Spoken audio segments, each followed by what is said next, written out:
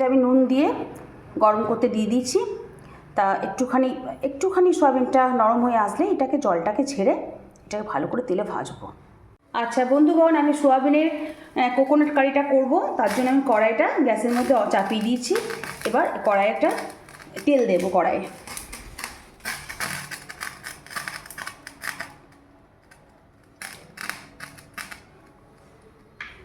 তেলটা একটু গরম হয়ে গেলে ওর মধ্যে শুকনো লঙ্কা আর সাদা জিরে দেবো।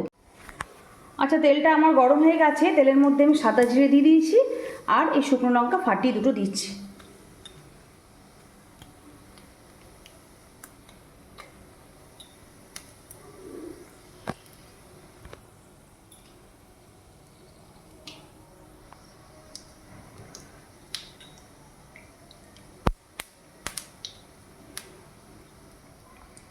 আচ্ছা, শুকনো লঙ্কা সাদা জিরে আমার প্রায় ফ্রাই হয়ে গেছে। এর মধ্যে আবার কাঁচা পেঁয়াজ দিয়ে দিলাম, কুচনো পেঁয়াজটা দিয়ে দিলাম।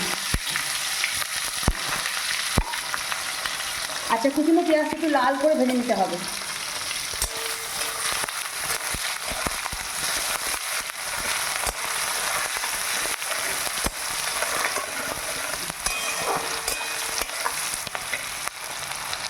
বেশ লাল করে ভাজতে হবে। দেখতে পাচ্ছেন পেঁয়াজটা একটু লাল হয়ে গেছে। এর মধ্যে এবার সোয়াবিনগুলো, যেগুলো আমি সেদ্ধ করে রেখেছিলাম হালকা করে নুন দিয়ে, এটা দিয়ে দিলাম।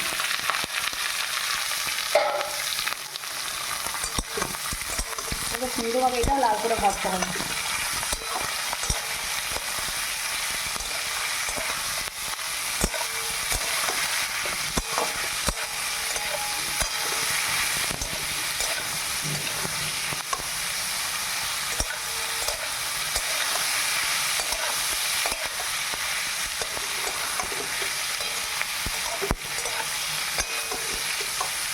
গ্যাসটাকে আমি মিডিয়াম আঁচে রাখলাম, শুধু মিডিয়াম আঁচে গ্যাসটা করে দিলাম।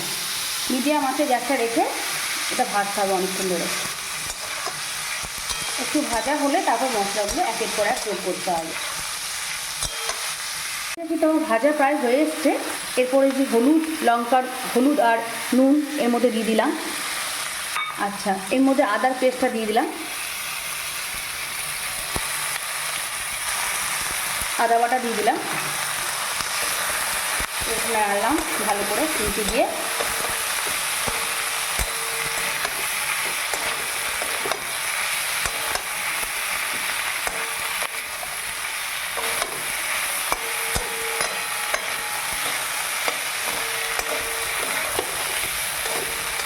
ভালো করে কষিয়ে দিতে হবে।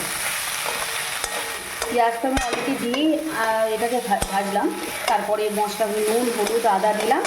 এরপর একটু লঙ্কাটা, আপনারা ঝাল আপনাদের পছন্দ অনুযায়ী যতটুকু খাবেন সেটুকু পরিমাণে লঙ্কা দেবেন। আচ্ছা, এই লঙ্কা বাটা শুকনো লঙ্কা পেস্ট এটা দিলাম। এগুলো দিয়ে সব দিয়ে সুন্দরভাবে নাড়ব।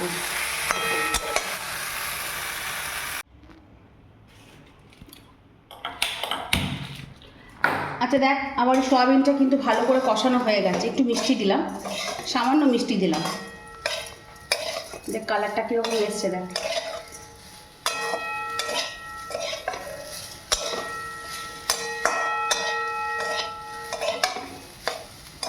আচ্ছা, এর মধ্যে আবার দিয়ে দিলাম এই যে কোকোনাট পাউডারটা।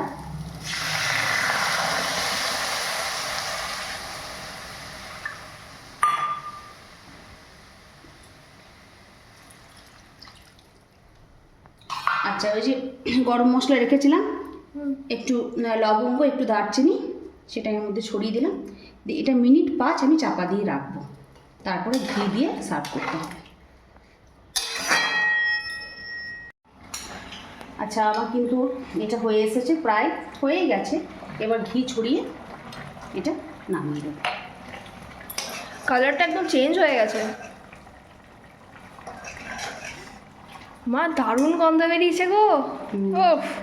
যেমন গলদা চিংড়ির মালাইকারি করে সেই রকমই সেম প্রসেসে, একটু 19-20।